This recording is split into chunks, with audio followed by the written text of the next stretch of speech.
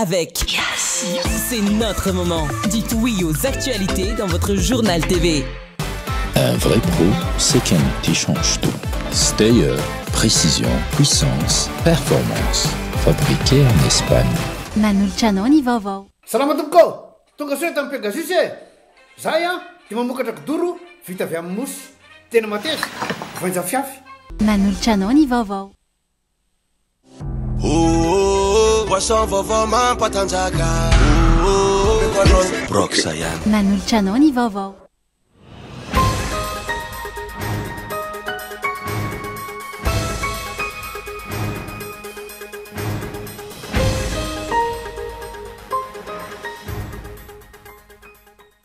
Azo hitara fanany fandihany raharam-pirenena ny fandehan'ny fampianarana sy ny fanabeazana. Raha mikorotana ka tsy voafehy ny fampianarana, midika izany fa mikorotana ary tsy voafehy ihany koa ny mitondra firenena. Mandeha anjambany tsy misy politika matotra ny fanamboarana ny lalambe migodana na ny autoroute Antananarivo Toamasina matoa miovaova ary tsy misy tanteraka ny fampanantenana i Andry Rajoelina. Hoy ny filohany antoko fa efa mividy no ilainy ny malagasy. Miankidobe loatra amin'ny frantsay mpitondra amin'ny asa fampandrosoana ho ny faneho-kevitra mikasika ny endriky ny fifandraisana misy eo amin'ny Madagasikara sy la Frantsa amin'izao fotoana izao. Vokany sahirany sika vantany misy fitakiana. Feno ray volana androany no nialan'ilay sambo AW Tomajanga raha nikasa hiazo any Komoro. Hatramin'ny androany tsy mbola hita io sambo io sy ireo olona 10 tao anatiny. Any velany tafiakatra 300 ireo namony ainy tao anatin'ny 3 andro. Nisy ny ady tany Soeta, faritra atsimo andrefa ny Siria. Ny ady Siprian'izay.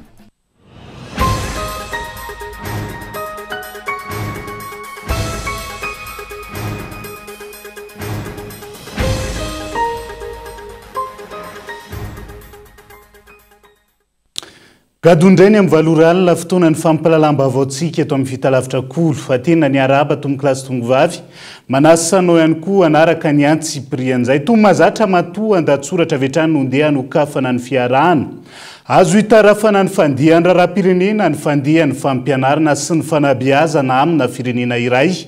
Raha mikorotana ka tsy voafehy ny fampianarana midika izany fa mikorotana ary tsy voafehy ihany koa ny mitondra firenena amin'ny fampianarana izay tsy azo ialana ary isan'ny fanohitra amin'ny fampandrosoana ny firenena sy ny fiarahamonina. Matoa andatsoratra.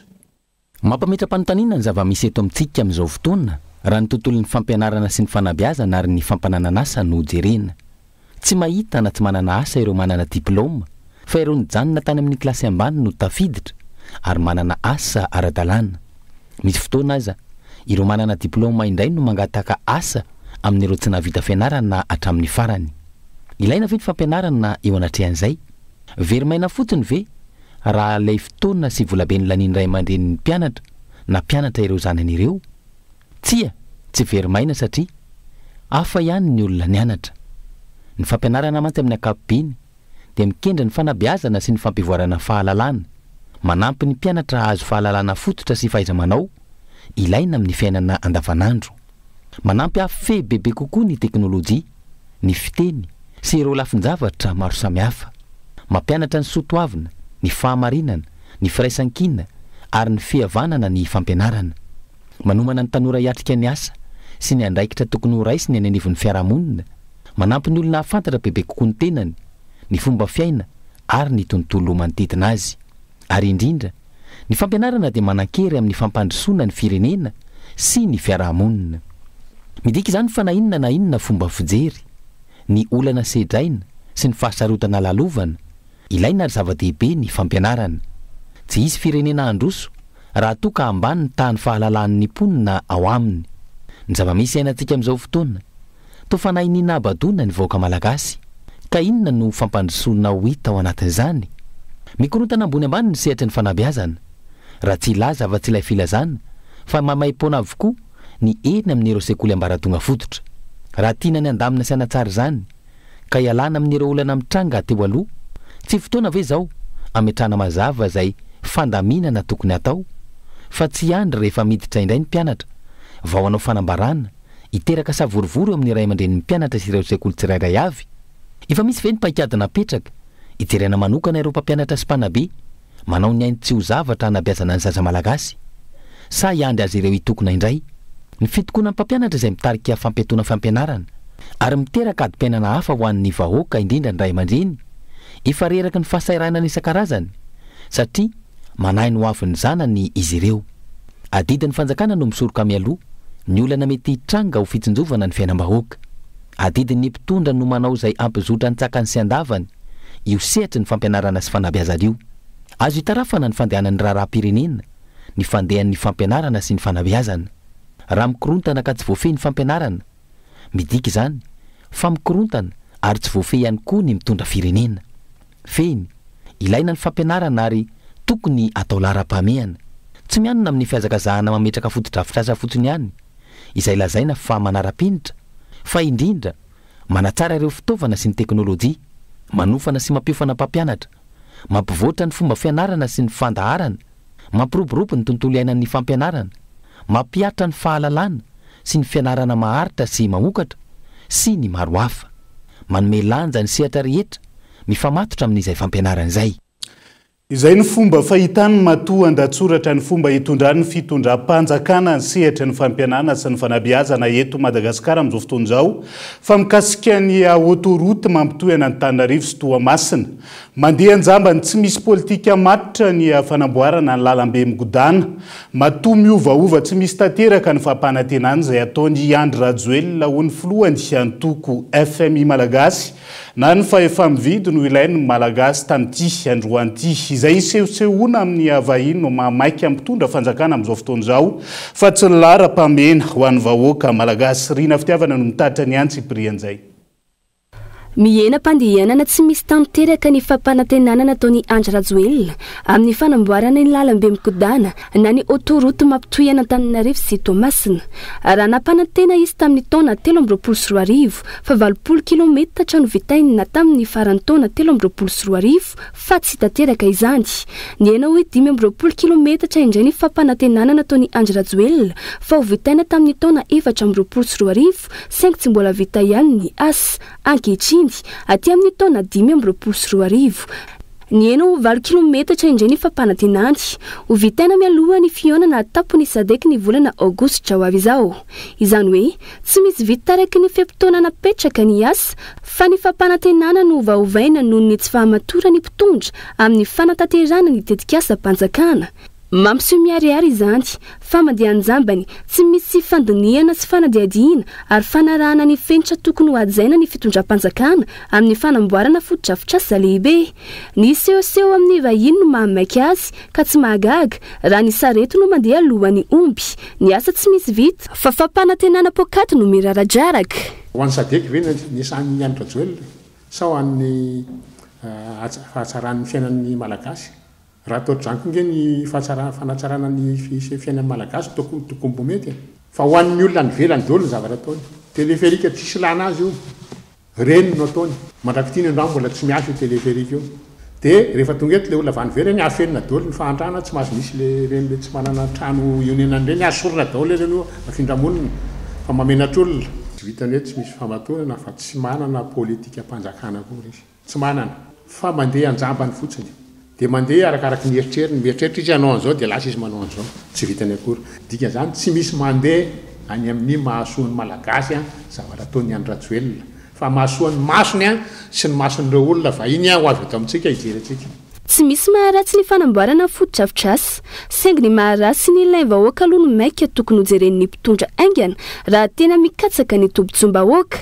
Ny olana ny jiro sy rano, ny afiakarany vidim-piainana, ny tsy fisian'ny asa, ny fahasahiranana isan-tokantrano izao no mampitarana ny mponina saingy amavainy ny mpitondra izany ka izay mahafinaritra azy ihany no andaniny ny volam-bahoaka. Na vita io na tsy vita io tsy mahampiovany any amin'ny laniny Malagasy. Io autoroute io nge na vita ara lasa poziny. Satria ny etan'ny tomobily eto amintsika ratsy daholo. Za tena mino marimarina mihitsy fa raha tena hoe contrôle technique le fanaon'ny olona any ivelany no ampiariny eto farafahakeliny 7 isanjaton'ny tomobily eto tsy lany contrôle technique. Tsy mety eto amintsika aloha io zao.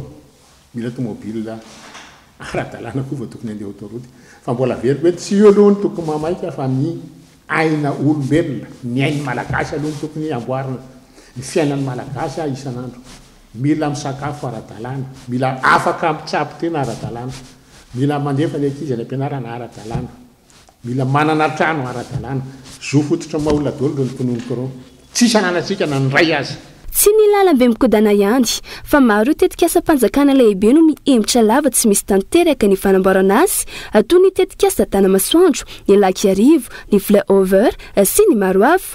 Eo koa ny tsy fisiny teti-bola mazava fa eny an-dalana vao mitady famantsim-bola ny fitondram-panjakana. Vokany, betsaka ny tetikasa mpanjakana no very anjavona, tsy hita izay toy ny asa. Manampitrotraka izay, ny fitarena ny ponina voakasiky ny tetikasa. Ny fanjakana tsy miraray izay fahavoazan'izy ireo manoloana ny fanotofana tambary sy fandrodanina na trano. Raha tena mpitondra mitsinjo vahoaka, tokony efa vonina sy matipaika mialoha ny fanomboana ny asa ny teti-bola, ny drafitra fanamboarana azy, ary indrindra ireo karazana permis samihafa na ara-tontolo iainana io. Na fahazoan-dalana hitrandraka na iroso amin'ny asa, izany no midika fa tsy manana politika matotra ny fampandrosoana ny firenena ny fitondrana volomboasary. Na io 20 kilometatra io ihany koa aza mbola mampametra-panontaniana zany no fahavitany mialohan'izay fandraisana ny SADC eto Madagasikara zay. Fa mila soloana aloha ny CENI vao ovaina ny lalam-pividianana Oropsihatra. Manoloana ny firosoan'ny CENI amin'ny fakakevitra anatsarana ny raharaham-pividianana amin'izao fotoana izao. Rafitra tsy atokisa ampisehatra sy ny vahoaka intsony ny CENI amin'izao fotoana izao ka tsy ekena raha mbola io CENI io ihany no milaza hanomana ny fividianana manaraka ho ny mpanao politika nanaovana fanadihadiana tamin'ity androany ity santatra ny ainy.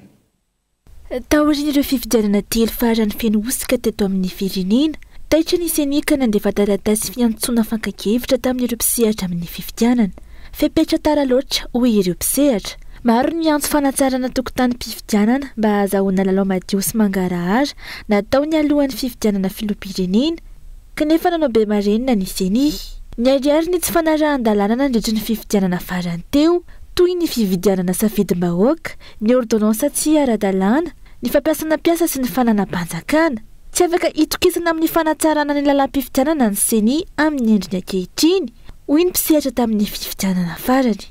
Tsy ny voamera CENI no ratsy, fa ny mpitantana no mila olona mahaleo tena sy azo itokisana. Tsy maha-crédible ny CENI nge ny olona mpitantana fa tsy hoe ny tsy ratsy avy hatrany ny fisian'ny CENI, tsy maintsy misy rafitra moa fitantanam-pividianana. Fa ny nataon'ilay mpitantana nge no mahatonga lay rafitra manjary tsy crédible.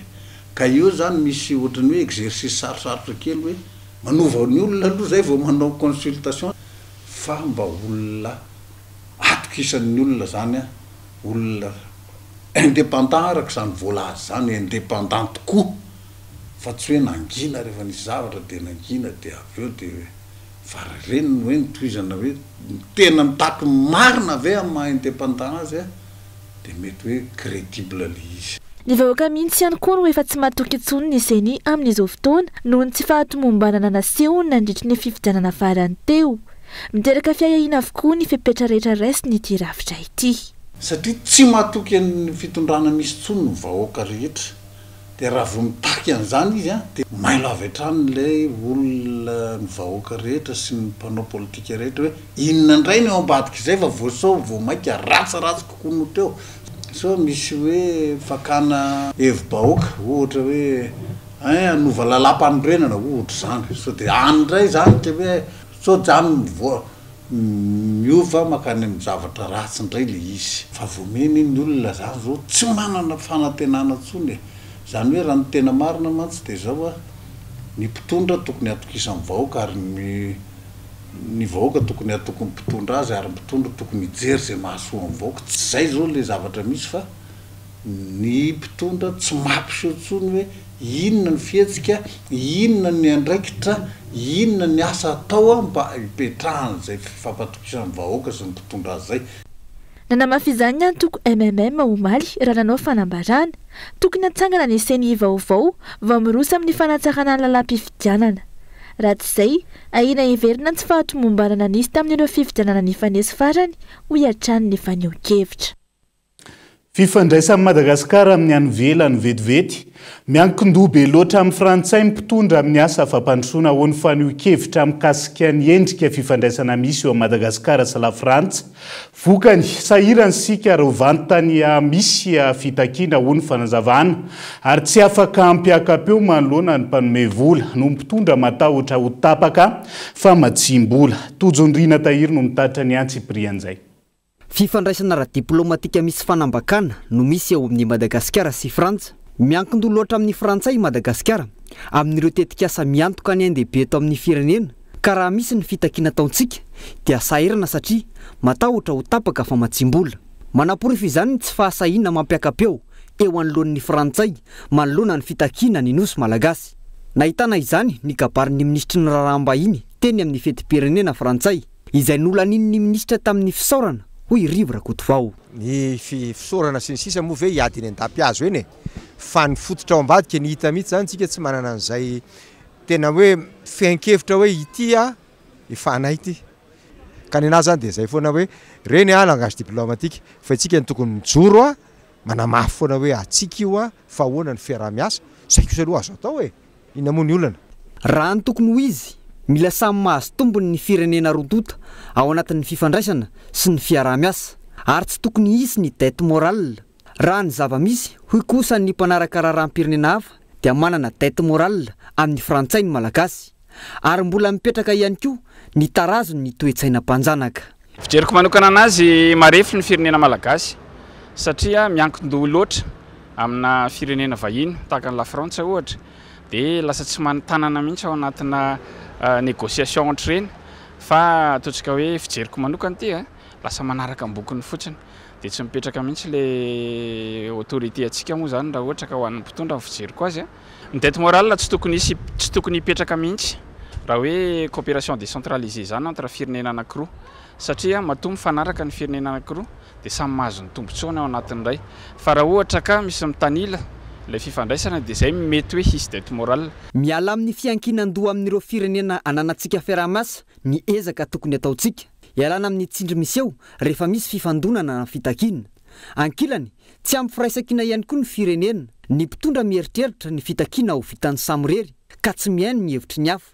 Raha misy tsy fahombiazana nefa dia ny firenena iray manontolo ihany no iarany. Nanana occasion na ahafahana nanamafy ny fitakiana ny fitondrana nandritra ny fankalazana ny fetim-pirenena Frantsay saingy tsy saniroso tamin'izany tahaka ny tamin'ny fotoana nandalovan'ny filoha Frantsay Emmanuel Macron teto amintsika ihany. Fa ho fiarovan'ny mpitondra fanjakana ny tombontsoa manokana sy ny seza no antony tsy isiany mangarahara eto amin'ny firenena amin'izao fotoana izao. Ho ny mpanao politika nanaovana fanadihadiana afa-mipenina avokoa ny zava-misy eto amin'ny firenena izay tonga hatramin'ny fanodigodinana ny saim-bahoaka. Hentsora Soarymalala. Toa safisafoana sy afempenina avokoa ny toe-java-misy eto Madagasikara. Tsy misy ny mangarahara raha tsy laza afa-tsy ny harem-pirenena malagasy ny volam-panjakana ireo karazana volavolan-dalàna lanina amboletra ny rarambo malaza ny fitakiana ireo nosy malagasy ny raraha enanivo ny fitsarana na ny eo amin'ny lafy ny fanabeazana sy ny sisa. Fikatsahana tombotsoa manokana ho an'ny mpitondra fanjakana no antony tsy isiany mangarahara eto amintsika ka lasa miafara amin'ny fanodikodinana saim-bahoaka. Za lasa miteniteny foana ny mpitondra vokatra izay raha ny faneho-kevitra androany. Atahorana hoe raha zareo mety misy manimba ny tombotsoa amin'ny fitondram-panjakana na mikitika sekream-panjakana angambany hoe zay mahatonga anazy somary safosafo amilovilo le zavatra hoe ny saim-bahoaka satria zay ny tena hoe marina hoe misy zavatra sao dia misy tombotsoa voatotoanao na misy olona voakitikitika ao anatin'le fitondrana dia tsy maintsy arovana fa io koa zany ny olana fotsiny zany dia zay hoe tsy mety mifampiainotsika eto Madagasikara rehefa teneny zany ray mandeha hoe tsika zany tokony miaino ihany hoe na inona miresaka aminao na izy amin'ny teny na izy miantso na izy aminao fanankianana tokony enona le izy dia jerena tsara aiza zany lalana tokony ombana fa tokony hanana fahamarina sy mangarahara tsara izy fa manodidina mpitondra fanjakana koa nge grave be le influence ataon'ireo mpitondra eo zany hoe mpanohany zao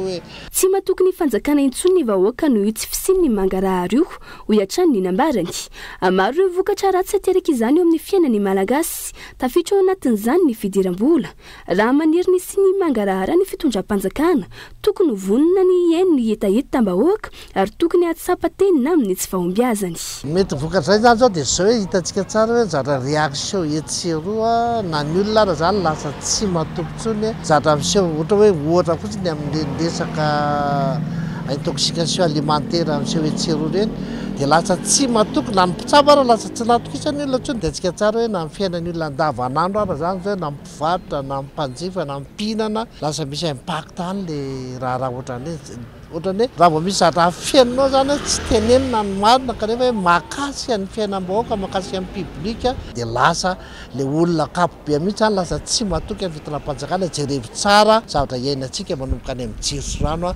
manomboka amin'ny fiainana kapobeany amin'ny vidim-piainana ny insécurité dia zavatra rehetrarehetra miseho etsero reny lasa voasaritsarina fotsiny marina satria misy mpiara-miombonantoka misy mpitondra fanjakana miaraka mitondra fanjakana manaonao taimbava tsy dia mahasony vahoaka reny lesoka iray lehibe eto amintsika ny tsy faiza mitantana misongadina amin'izany tsy fisiny ny mangarahara every ny vahoaka fa misy tetika sy fitaka ambadika avokoa vokatra izany izay rehetra tao noho ilay fahaverezany fifampitokisana eo amin'ny vahoaka sy ny mpitondra tsy misy firenena mandroso raha tsy misy ny fitantanana mangarahara tsy ny fitaka ny lainga no hoentina anabadona ny saim-bahoaka tsy tokony atao sorona noho ny fitiavan-tena ny fititiavana tombotsoa sy ny voninahitra ary ny tahotra ho veriseza ny fiainany malagasy fa iverenantsika vetivety ny tontolo ny fampianarana voaresaka tao anatin'ny matoan-datsoratra teo tsy ampiampandehanana ny asa fampianarana ny sorabola atoka amin'ny fanjakana amin'izany eto amintsika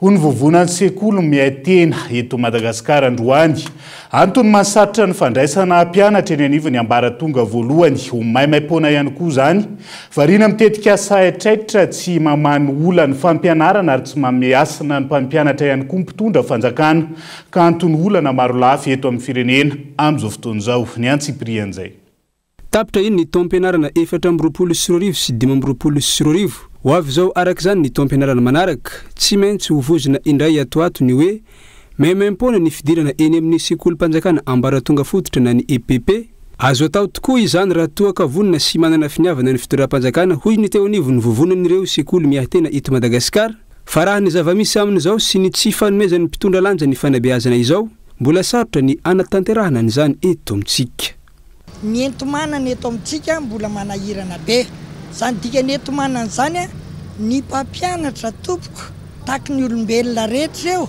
dia mihinan-kanina ireo noho izany tsy maintsy omena sakafo omena ny solon-katrembohany ka ny fanatanterahana izay solon-katrembohany zay tsy mety tanteraka mihitsy na ny fotodrafitrafa na ny olona hiasa ao aminy na ny fanatanterahana ny entomanana rehetra fampandehanan-draha raha ina moa problema mipetraka amin'izao fotoan'izao fa ny vola tokony andehany amin'ny fanadina-panjakana ane ka zara fa misy raha tena tapa-kevitra ny fanjakana fa tena anatanteraka an'io tady ny fomba rehetrarehetra ampidirana ny zaza scolarisable rehetra any ampianarana miainga amin'ny fijerena ny sorabola ho an'ny fanabeazana ny fanavotana ny fampianarana ito amintsika satria ambany ny teti-bola natoka ny fanjakana amin'izany ka mahatonga an'ireny olana maro samihafa ireny toy ny tsy fampinika sekoly ny tsy fahavitana ny valin-kasasarana ho an'ireo mpikarakara ny fanadinana sy ny sisa any amin'ireny tetikasa etraetra tsy mamaholana ireny no andaniany fanjakana ny vola ho an'ny fanabeazana raha ny fanehoan-kevitra hatrany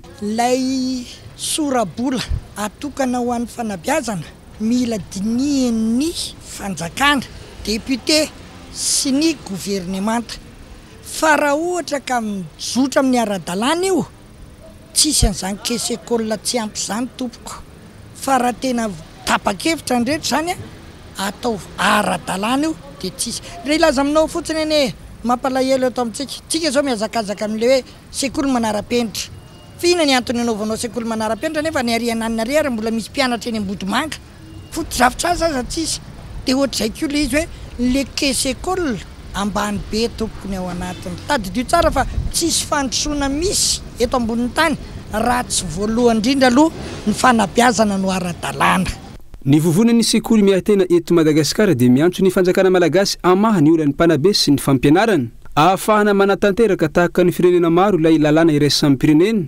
angatahana ihany koa ny tena hahamaimaim-pona ny fidirana eny amin'ny sekoly fanabeazana fototra io fampianarana maimaim-pona eny amin'ny ambaratonga fototra io izay isan'ny teboka tsy maintsy tanterahany madagasikara araka ny fepetra takiny FMI na ny tahirim-bola iraisy samby pirenena izay ihany koa no entintsika amin'iseny tovetivety ao anaty doka fohy mbola maro mifanadihadiana sy vaovao misongadana mbola hoentina aminao rehefa avy eo santionana an'izay ny mahakasika ilay sambo AW tsy hita popoka miaraka amin'ireo mpandeha telopolo tao anatiny hatramin'ny androany ao anatin'ny tapany faharoa ny fampahalalam-baovao no anarahantsika ny Antsy Prianjay aiza misaraka amin'ny ary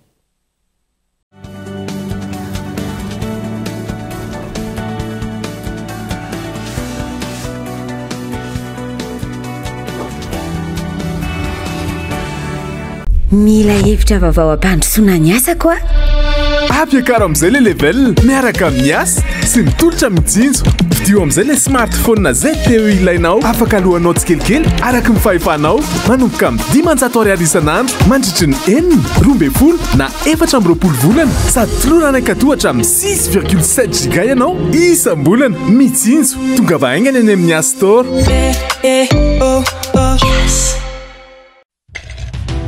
ino ma lesy antagnany lahy ty brox lesy ino brox lesy ino koa ma lesy zany boisson vaovao mampatanjaka misy energy drink de misy cola mety amindry sady mety amilay ino agnarany brox mahazonga mahazonga zay mila boisson mahazonga mahazonga zay mila boisson mahazonga zay mila boisson mahazonga mahazonga amepanol brox yan salama tompoko tonga soe tamin'ny Pegasus zay dia mamokatra kidoro vita avy amin'ny mosy tena mateza voenja fiafy manitsy azon-damosina ary manampy amin'ny fitsaboana azy fonina azo safidianana tsy tiany bibikely io tsy mandray lelanafo azo andalorana azo atao conseil anakanapely mety boela gilet de sauvetage ary mbola misy tapis masolotsi amin'ny loko isan-karazany tsy mifidy toerana n'aiza n'aiza mahatafy soka mora diovina sady tsy matahotra rano nefa malefaka Pegasus koa dia mbola manana canapé sady fandrina ary isolant thermique le mampangatsiatsika ny atitrano amin'ny andro mafana sy mihazona ny hafanana amin'ny andro mangatsika dia tonga varalina fa misy refzetiny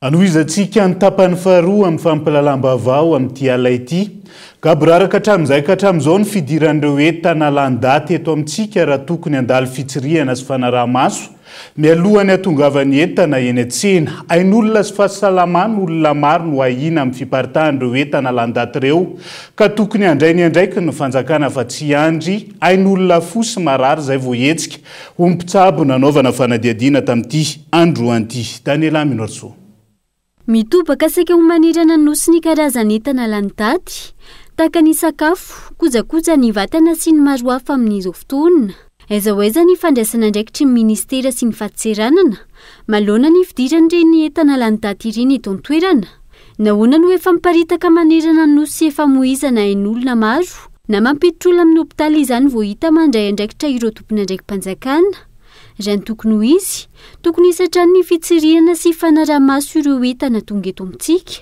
mialohany varotana sy anaparitana izany hoy ny mpitsabo izay nanovana fanadihadiana ain'olona zany ny lalovina amin'ity fivarotana sakafo ity tsy andrendreny zavatra efa zava-doza fanampozinana ireny zay vao hoe andehantsika andeha hirotsaka tsy hatra amin'ity fanaraha-maso an'ity zavatra miparitaka midikiditra eto amintsika eto reto tokony atao isan'andro le iziko satria ny olona ngera tsy misy zavatra tsy taitra fa tokony arahana foana zany dia tanina foana na amin'ny radio na amin'ny télé na misy mirotsaka mihitsiny misava mihitsiny hoe ahoana reto zavatra midinareo reto ko anisan'ny ain'olona mihitsy ny lalovina amin'io de tena azoko lazaina hoe tena asa tena tsy maintsy atrena zany io zavatra hoe surtout amin'izao fotoana zao zany mandeha le resaka amin'le fanapozinana io de tokony arahamaso le zavatra atao zany na mpivarotra na mpividy na ny inty izy na ny fikarakarana le sakafo. Olana eto amintsika manjaka ny kolokolo sy ny titikely anyka rehefa voatoditra vola sy ny maro hafa fa mangina ireo tompon'andraikitra ho iatrany ny fanazavana. Mazava ho azy tokony mitovy daholoko le niteneniko teo hoe ain'olona ny lalovina de tokony tena fepetra hienjana mihitsiny tsy misy hoe hiavana hoe rehefa ianona de atao an'izao de rehefa ianona atao an'izao fa rehefa tena tsy maintsy ilaina moa zany ny fahasalaman'ny olona de tsy maintsy arahana maso hienjana de hienjana mihitsiny io satria le niteneniko teo hoe mahay vola moa zany ny olona de kabraraka be le aty mora de nefa le izy efa tsy mety tsony satria efa lany daty. Raha iverenana isan'ny mahatonga sy mampitobaka ny fivarotana ireo entana lany daty eto amintsika ny tsy fampiny ny fampianarana sy fanentanana ny fanaraha-maso ary ny fitiavana kely tahaka ny kolikoly. Tokony handray andraikitra manoloana izany ny fanjakana amin'ny alalan'ny fahatseranana sy ny ministera fa tsy handray n'olona fohy vao mandray andraikitra raha ny fanehoan-kevitra trany. Tokony ho entitra ihany koa amin'ny fampiarana lalàna ka tsisy ny fanavakavana ho an'ireo izay tratra raha ny fanehoan-kevitra trany. Iverenantsika vetivety ny tontolo ny fampianarana ahafahana mandray mpianatra misy kokoa no avaozana kanotokanana tamin'ny fomba ofisialy omaly ny amphithéâtre PAMF mention informatique et technologie ao anivon'ny université n'Antananarivo. Fiaraha-miasa amin'ny première agence de microfinance sy ny mention informatique et technologie taorian'ny fifanaovan'ny tsony mpiara-miasa ny arahany rotota telo volana lasa izay Daniela Minorso no mitatitra ny antsiprian'izay. Tsy afaka nandray mpianatra mihoatra ny 50 ny sapam-piofanana mahakasika ny informatique et technologie teny Ankatso no ny foto-drafitr'asa nisy teny an-toerana izay tsy nasana anisan'ireo mpianatra ho ny tompon'andraikitra. Antony mazava-dehibe ny fanokanana ny amphithéâtre vaovao amphi PAMF izay notokanana tamin'ny fomba ofisialy mahana izay olana izay raha ny fanazavana. Raha ny situation nisy anay zany teo aloha dia azo lazaina hoe somary nanana zay teo amin'ny lafin'ny foto-drafitr'asa. Betsaka be dia be ireo tanora zany naniry hoe anaraka fifanana eo amin'ny lafin'ny informatique sy ny teknolojia fa noho ny tsy fahampian'ny foto-drafitr'asa dia lasa voafetra ihany ny toerana sy nisan'ireo mpianatra afaka andraisinay. Fa eto zany miaraka amin'ity foto-drafitr'asa ity dia manomboka amin'ity taona ity zao izay ohatra ny afaka mandray mpianatra any amin'ny zato mahery any. Raha teo aloha mijanona teo amin'ny ohatrany hoe 50-70 teo fotsiny ny zavatra afaka andraisinay betsaka indrindra. Amin'ireo sampandraraha maro samihafa misy eny anivon'ny université an'Antananarivo isany notsongaina manokana ny MIT na ny mention informatique et technologie no ny première agence de microfinance miopana bebe kokoa amin'ny vision digitale raha ny fanazavana. Betsaka raha teo ny tolotra mampiasa ny fahaiza-manao araka ny teknolojia. Raha tsy laza afa-tsy ny MCAD sy non automation antony nanoanana ny MIT raha ny fanazavana trany. Hitanay hoe mendrika ho toanana ny MIT satria ilaina le capital humain manana ny traikefa zany dia ny première agence de microfinance koa moa manana ny centre d'incubation ao anatin'ny digital center any dia ireo mpianatra ireo zany mahita ny métier rehetra mahafantatra ny exigence sy ny manomboka hatrany amin'ny infrastructure informatique, élaboration na projet, miditra hatrany amin'ny intelligence artificielle, machine learning, ahoana amin'ny fanaovana scoring etc. mba manatsara ny employabilité andry zareo. Raha ohatra moa le mpianatra zany rehefa vita le programme d'incubation ka te hijanona en première agence de microfinance dia raisinay an-tanandroa fa tsy obligation akory le izy. Afana mandray ireo mpianatra taniketsany mention informatique et technologie, deuxième année sy troisième année fa ihany koa afana mampitombo ny isan'ny mpianatra hiditra anatin'ny mention informatique et technologie ty amphithéâtre PAMF vaovao ny rana miasa amin'ny PAMF ititra ny fanazavana trany. Fa findray volana katrokandroany no nialan'ilay sambo AW tao Mahajanga raha nikasa iazo any Komoro. Hatramin'ny androany tsy mbola hita io sambo io sy ireo mpandeha miisa 30 tao anatiny. Tsy afa-po amin'ny fandraisana andraikitra ny fitondram-panjakana ireo fianakavian'ny mpandeha. Antony angatahan'izy ireo ny hanomezana ny marina momba ny raharaha ary andefasany fanjakana fiaramanidina hikaroka ny havany ihany koa. Gabaeloano mitatitra ny antsiprian'izay. 20 Jona 20 Jolay volana ray katrokandroany no nialan'ny sambo AW sy ireo olona 30 niaraka tamin'ny tao Mahajanga nitododo ho an'ny Komoro ity sambo malagasy ity izay tokony tonga tany an-toerana 3 andro taorian'ny iangana. Iray volana aty aoriana dia tsy mbola fantatra hoe aiza ny misy sy inona no mahazo azy ireo. Ny 4 Jolay teo raha tsy ivina nandefa fiaramanidina roa ny Mauritiana ankoatra ny fiaramanidina nofain'ny tompony sambo ny karohana AW fa tsy nisy natambokatra avokoa izany atreto.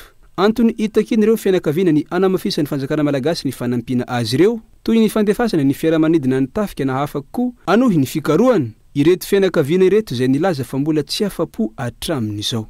Mbola tsy afa-po izahay tompoko satria ohatrany akamanoka monsieur le président nahita iny fiaramanidina tao amin'ny fety tao amin'ny 26 ta Mahamasina izay natokana entina amonjy anomonjy voina amonjy ny olona maro olo tsy salama ka anatin'izany tompoko fianakaviananay raha mba azo atary tompoko na tsy ny fiaramanidina iny fa zay mba azonao atao monsieur le président ampio zahay tompoko mijaly zahay tsy matory andro tsy matory alina tsy malany haniny tsy tegna sahirana satria tapaka ny agninay regny olona regny tsy avelona ouvert tsy avelona tena tsy fonay. Mifamafaho ny resaka sy ny vaovao momba ity raha ity tranga zay manampy ny vesatra sy ny hirifiry mahazo ny fianakaviana miantso ny fitondram-panjakana malagasy izy ireo filaza ny tena marina momba ny fanjavonany izao sambo izao. Mangataka aminao refoloanay anao babanay anao no rainay malagasy rehetra tena mitalao zay retoko mangataka aminao mba hanampy anay amoaka ny tena marina retoko tena mitalao tena mitalao amin'ny fony ray manontolo vonjeo re zahay mba hita ny tena marina ary tsy hijanona ny fitadiavana fa di tena hoe hipotra zany marina hiverina amin'ny fianakaviana tsirairay avy ireo avana tsy hitareo. Tena mangataka zay foloa tena mangataka aminao zahay mba hanampy anay fa tena sahirana zahay mijaly mieritreritra andreo avanay tsy hitareo. Mitebiteby andro manalina mandro tsy lavoloha ireo fianakaviana satria tsy fantatra na mbola velona na mifanohitra amin'izany ireo avany. Misy amin'ireo mpandeha dia olona efatra avy anaty tokantrano iray ao kosa ireo mpiavana mifanakaiky raha sanatrika tsy ho hita popoka tanteraka izy ireo mety ahoana ny fianakaviana aty izay nilozana tsy tsapan'ny fanjakana ve ny toerana misy an'ireo fianakaviana ka mahatonga azy ireo tsy rototra andefa ny fitaovana anaovana ny fikarohana. Lafomba vao hafa manambetsaka ny tanora amin'ny fahaiza-manao ny fisiany IA na ny intelligence artificielle amin'izao fotoana izao. Ilaina ny ara-tsaina artificielle amin'ny fanamorana ny asa saingy tsy mahasolo olombelona izy ireo ny fanazavana nandritra ny andro iraisam-pirenena ho an'ny fahaiza-manao ny tanora ho an'ny taona 2024. Ndao arahantsika ny antsiprian'izay. Miankina amin'ny fahaiza-manao ny tanora amin'ny fiofanana nataony no ahafahan'ny orinasa mandray azy ireo ka ahitany asa na amoronany asa. Eto Madagasikara, maro ireo fampianarana ambony sy toeram-panofanana maro manomana ireo tanora iasa. Saingy tokony ampitomboana bebe kokoa ny ezaka. Amin'izao fotoana efa misy ny IA na ny intelligence artificielle manampy ireo tanora amin'ny fianarana sy ny fanamafisana ny fahaiza-manao. Mila fihezina ny fikirakirana ny IA tsy ankindoha be loatra ka hiteraka fiankinandoha an'ny tanora hoy ny fikambanana entreprendre Madagasikara. Tsy azo atao hoe tsy misy zany ny tanora tsy mahay eto Madagasikara ary tsika tanora tia karokaroka dia betsaka ireo tanora efa mahay sy misehatra amin'izy io na ny amin'ny lafin'ny fianarana zany amin'ny lafin'ny fitadiavana na famoronana asa. Ny fanatevenana izay ny fisitrahan'ny tsirairay no ataontsika hoe ezaka angeza be mbola tokony atao. Araka ny taremarika navoaka ny OIT Piasa iray amin'ny efatra ny voakasiky ny fiatraikan'ny aranita-tsaina artifisialy. Manampy antsika ny intelligence artifisielle fa tsy mahasolo ny toerantsika. Marina fa tena misy tokoa ny riska hoe tsy mivelatra ara-tsaina ny tanora fa miantehatra tanteraka amin'ny intelligence artificielle amin'ny fianarana izay ataony toy ny hoe ny fanaovana mémoire sy ny sisa ka izay indrindra ny hoe tokony encadrena tsara mihitsy zany ny fampiasana ny intelligence artificielle. Tsy azo lazaina hoe ratsy izy ka tsy ho ampiasaina fa manampy manamora ny recherche izay atao dia raisina amin'izay laifin'izay foana hoe manampy antsika olombelona ny intelligence artificielle fa tsy tokony anolo antsika. Na eo aza izany, marefy ny tontolon'ny fampananana azy eto Madagasikara. Maro ireo tanora nahavita fiofanana sy fianarana ambony, saingy tsy mahavita mamaly ny filana arak'asa ho an'ireo mpianatra anjatony vao nahavita fianarana isan-taona ny asa misy. Lafim-baovao hafa nampiantso ny tompon'andraikitra ao amin'ny commune Toamasina suburbaine ireo mponina ao amin'ny Fokotany tsara honenana. Antony ny fisiana olona tsy fantatra tonga mandrefy sy mametraka fodrafitrasa ary manao fampitandremana ny alany ireo mponina amin'ny taniny izay voajary tao anatiny 20 taona. Erinora Zafimanana Kolo Toamasina no mitaritra ny antsiprian'izay. Anisy ranantsambony Tomasina ity velarantany mirefy 370 hektara ity saingy nisy ny convention de cession teo amin'ny fanjakana sy ny tompon'ny tany raha ny fitantarany ireo mponina nanorom-ponenana teto efa 20 taona mahery izay ka nahafahan'izy ireo nanajary sy nanamainty molaly. Mbola nikasain'ny tompony ho alaina nefa ity toerana ity taty aoriana saingy efa betsaka loatra ireo mpifindra monina tety ka raikitra ny fanoerana. Nisy drone nivezivezy eraky ny abakabaka ary nisy olona tsy fantatra ihany koa nampitandrina fa isy aka ny tany.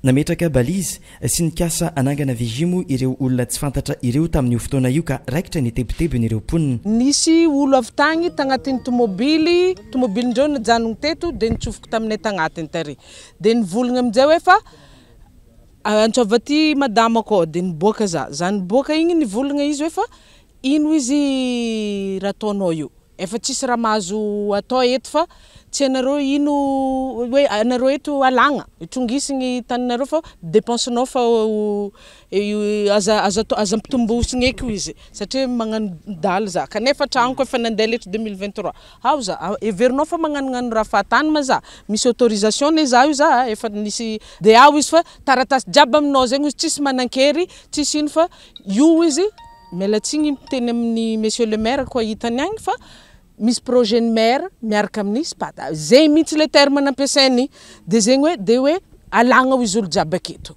tetry baka za hoe tsy mba nisy ordre de mission napetraka tamin'ny vahoaka ary tsy nisy solotena mpanjakana mba nijoro teo nanamafy an'le resaky ny vahoaka fa tonga dia avany ohatra ny karazana force menasy nandeha teo anatin'le izy ary nanazavana tamin'izay indrindra ary dia ny hoe efa vita avany le izy dia apetraka fotsiny eo zay le fanazavana ary izy io manerana an'le tany misy hipetrahan'le olona le izy dia zay no mahatonga an'le soratra eto hoe inona marina ny tena antony satria nisy ny teny hoe resaka sécurité tena zay marina ve le izy satria raha ny vahoaka mipetraka eto dia efa nandritry ny 20 taona mahery nanajary an'ity tanàna ty.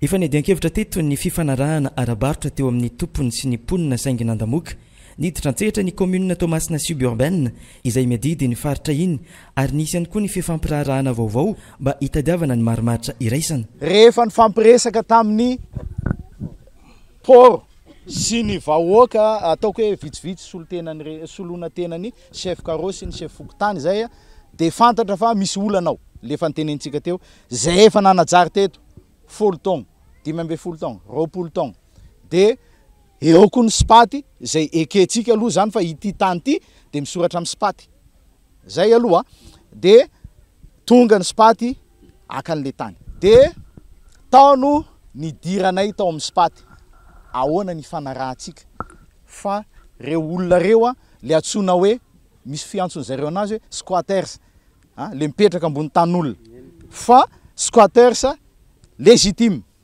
ao satria efa eo izy eo dia ny spaty indray no atao hoe propriétaire légal zany hoe zay légitime sy légal zay zany no mifamatopatotra eo ny feny zany dia hoe tsy miala eo zay confirmé fa teo zany hoe hitanay any anatin'ny etrantany confirmer le sary photo satellitaire zay ny point anankiray de ny point anankiray faharoa anao opération na karatany ny commune suburbaine miaraka amin'ny SPAT.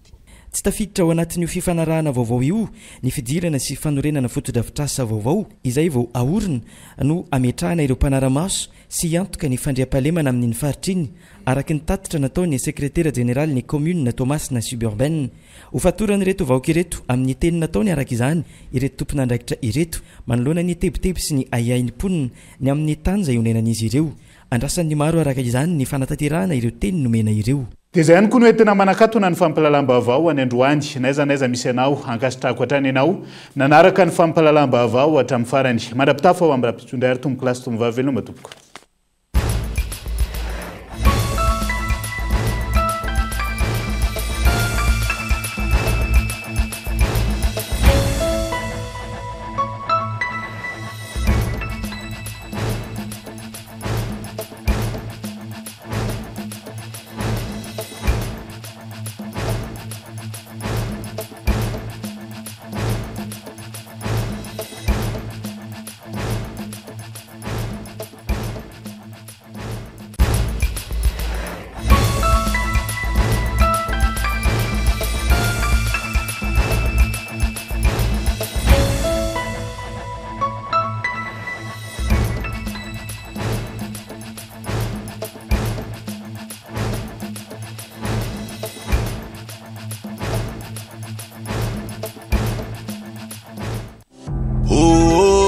Boisson vovô mampatanjaka Brox nous a présenté Ni Vava. Salama tompoko. Tonga soa tamin'ny Pegasus e.